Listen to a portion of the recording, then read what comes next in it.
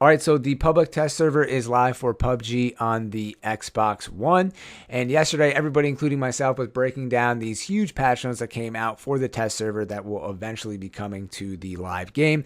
If you haven't seen my video already, definitely check it out. There's a lot of changes here, and I definitely recommend checking out before you start playing, or at least reading the patch notes if you don't feel like watching my video, because there's so many changes, new attachments, all that stuff, that it's really helpful to know what's going on, because I was playing with some of my buddies who didn't, and every time we went into a new building to loot, I was basically having to explain to them all the new attachments, the nerf to this gun, the buff to this gun, why you should use this instead of this, and they could have just read the patch notes and probably helped them out that way. So anyways, in this video, the reason why I'm recording this, I wanted to do a little first impressions of the game so far on the test server. We played for a couple hours last night, so I think I got a pretty good sample size of what's going on. It seemed to be like I got a lot more Miramar than I did Erangel, and I'm happy with that because we were struggling on that map a lot with like loading and seeing people and all the issues. And if you're looking in the background here, there's a huge change to Miramar, and that is like the entire color scheme has changed. And when we first were landing onto Miramar, we were like, what is going on here? It looks like Mars.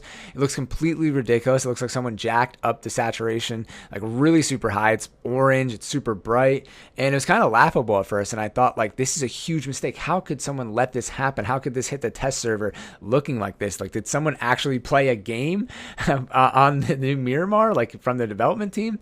But then it's kind of one of those things that maybe change is hard. I don't know. But after playing a couple of games on it, I actually kind of got used to it, and it made the level look more crisp. And I don't know if it's just because of the colors or if they did some kind of like coding improvement or optimization to the map, but it seemed like the map just looked a lot more crisper, the grass, the trees and everything. And then it also did make it a little bit easier to see where people were coming from, and it made the map a little bit more enjoyable, excuse me.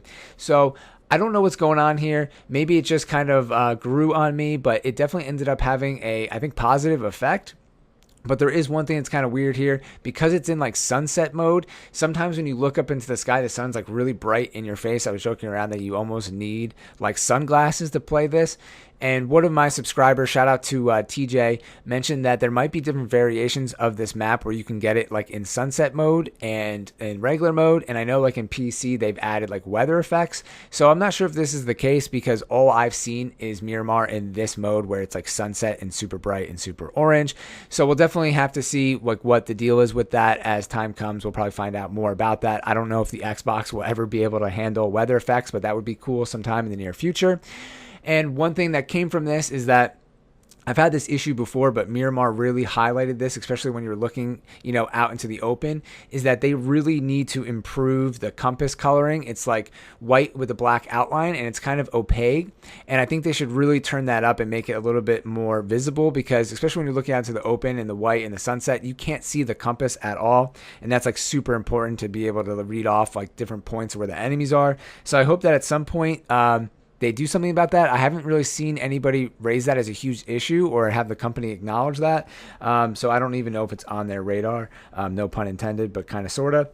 And then moving on from that, we'll talk about loading and performance, because that's a huge thing for everybody. And unfortunately, I had a lot of issues loading into the game. A lot of times I wasn't loading till the map was like halfway. I mean, the plane was halfway across the map, which is definitely annoying, especially if your friends jump early, because you don't tell them that you're not loaded in yet, which is annoying that you have to do that to begin with.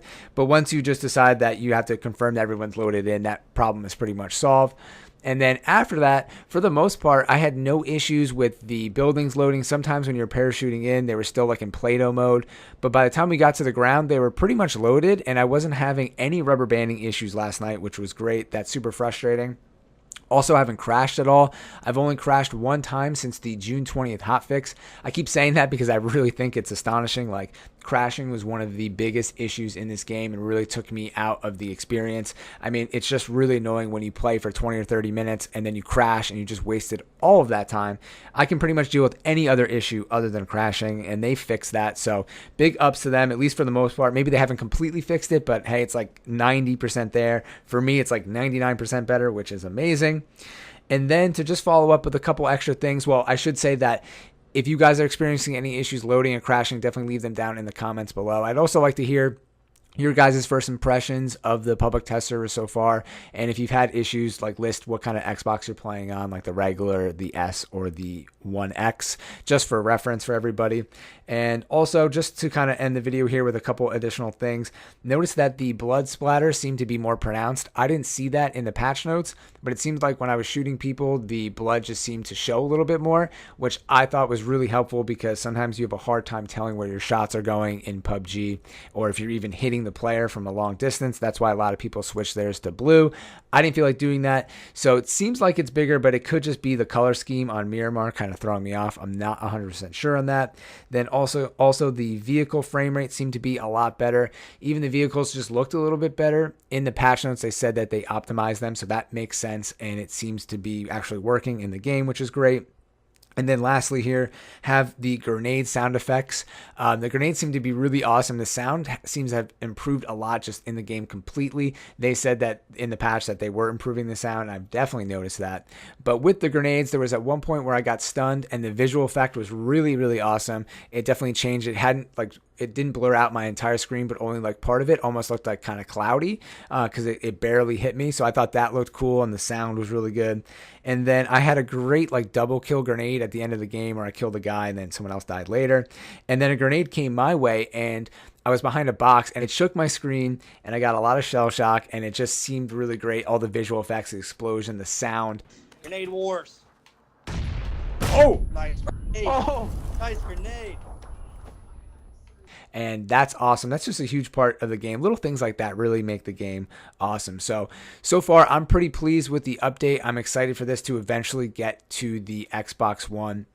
As far as like any kind of changes that they're going to make, I really don't think that they're looking for major gameplay changes here from people, like what people are experiencing, because like I said before, a lot of these changes were the changes that just went to PC. So they're just kind of trying to make these identical for the Xbox, but I think they're probably going to be looking out for bugs and stuff in the implementation process.